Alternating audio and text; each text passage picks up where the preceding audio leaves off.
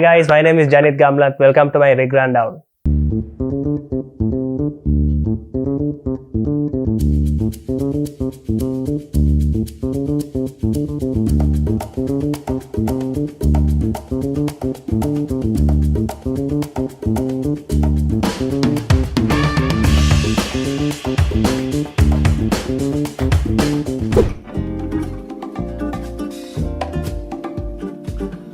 If I put it into very simple words, I listened to this music piece by Paul Desmond and Dave Brubeck called Take 5.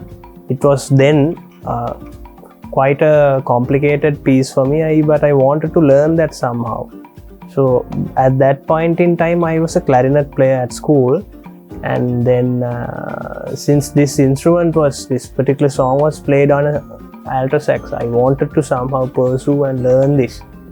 Then somehow I got hold of a saxophone and I learned that song. It was a futile attempt at the beginning, but I never gave up. So that was one of the main inspirations. So the reasons why I wanted to pick the sax up, because I liked that song so much. I figured out that I have a musical ear without any training or any of that sort. I figured out that I can mimic a tune or anything which is played in the background. I could pick up an instrument and play the same tune. So I figured out I have an innate strength of an ear.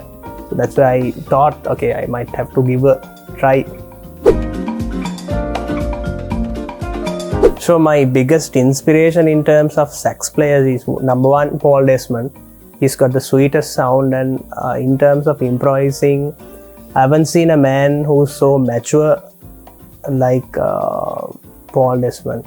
His music, he's got that composure. He plays only what it's very needed for a song. He doesn't play everything what he knows. So he's a very matured person. His solos are very soulful and very interesting to listen to. So Paul Desmond was one of my greatest inspirations. And then the other inspiration is Kenny Garrett. Kenny Garrett is a Berkeley graduate. He's got an honorary doctorate from Berkeley. But then the speciality in him is that he's got this peculiar or unique Middle Eastern touch. He uses very different scales to rather make his solos stand out from the rest of the jazz gurus. So I find it very appealing for a US-born saxophonist to, tread uncharted territories and pick all these nice scales and have this all the cultures collaborated into his music. So it's very interesting to listen to these two people. I'm repeating their names: Paul Desmond and Kenny Garrett. Those are my greatest inspirations.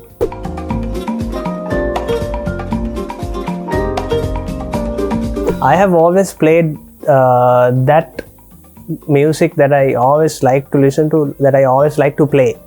I like soulful music. I like meaningful music all the time. I like when music is going in line with the lyrics, then you have to put a lot of effort to make sure that the listener is not literally listening to just some music, but he's listening to organized music.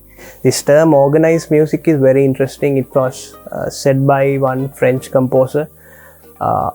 When you are playing music, it is a collaboration of your left brain and right brain. You have to be creative, you have to be organized, you have to find the middle way. When you get tilted to more organized, you end up being confined to the transcription. When you get too tilted to the creativity side, you end up being avant-garde, all those difficult to understand pieces. So you don't want to cater to either one of the niche markets. It's nice to be in the middle. So I like to be in the middle. So my future plans, I like what I'm doing. So this particular small niche market I have, I want to keep it growing. So I know if I keep on playing the music that I only like to play, the crowd will be less. There will be a small circle of people who will turn up to listen. But in order to keep myself afloat, I am on the other hand, I'm working as a financial risk analyst as well, so it keeps me floated, and then I can keep on playing music, keep on what I like to do. I want to have a couple of concerts, I want to record some pieces. So in terms of my future plans, I want to be I don't want to diverge from the route I have taken. I want to be at this. I want to play what I like to play, and I want everybody who genuinely likes me to turn up and be at my events.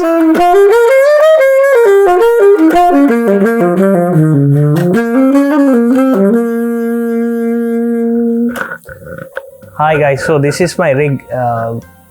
Technically this is my sax, so this is the only sax I have. I want to start from there. People have this fallacy that it's the saxophone, the make, the brand, or the quality of the saxophone is the only thing which makes you sound good. No, that is wrong.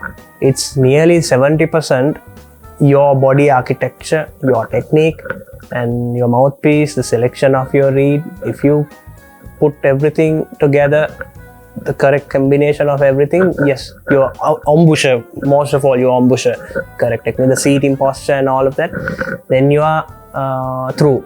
So it's not just an expensive sax that does the trick for you. So for instance, my sax is a basic elementary saxophone. This is a Yamaha YES22 basic saxophone, the student level saxophone. I've been playing this for nearly 15 years now, and it has been my congenial friend all this time. So starting from this small parts, this mouthpiece is very important. You have to pick a good mouthpiece which suits your body architecture. To begin with, smaller facing, and there is a lot to talk about that, and then correct reeds, ligature, and then what I see is the more you play your saxophone, your body and your saxophone starts getting connected. So the instrument becomes an extension of your body. So what you play, your windpipe inside your windpipe inside your body is literally extended outwards. That is what happens. So the saxophone is a very interesting instrument. So people find that it has like natural reverb and this echoing kind of a thing. It's because also like some of the waves are going inside your body because the reed vibrates here. The immediate waves are going inside your body sometimes, and it bounces back right after following the first wave, which goes out with a lag. So those kind of interesting stories are there. That's why you hear it as a natural reverb. So it's a very interesting instrument to explore. There is so much to learn. I could say that I know about 0.005% of this instrument still, and I've been playing for nearing 2 decades now. So you never stop learning. Keep on playing. Make sure that you learn the correct technique at the very elementary levels of your life. Otherwise, it's very difficult to change from something you have been hanging on to for a long time. As an improvising artist, you have to be very sure about what you are going to play. In order to do that, you have to know the meaning of the song, the feel of the song, what is the original artist, what is the point he wants to get across. So in order to do that, you should know the lyrics, you should know the music, and then you give your input to that. For instance, if it's a sad song, you can fiddle around with a lot of sad notes, sad modes and stuff, and then if it's a happy song, you can pick many happy variations. And there are instances where it's a mix of both, happy and sad both. I can walk you through one example. This is mostly used in Middle Eastern and this Gulf regions, that they use the major scale and then they embed a Lycrian mood in that, and it ends up being happy and sad at the same time. Like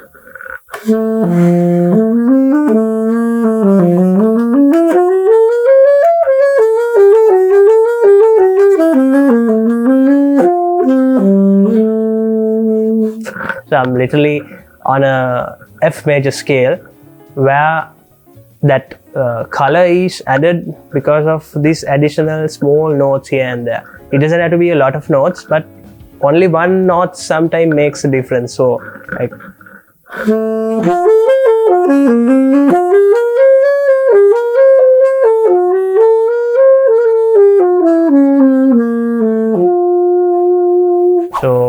it's interesting. Please, all of you young guys, I'm saying, don't think it's a hard instrument.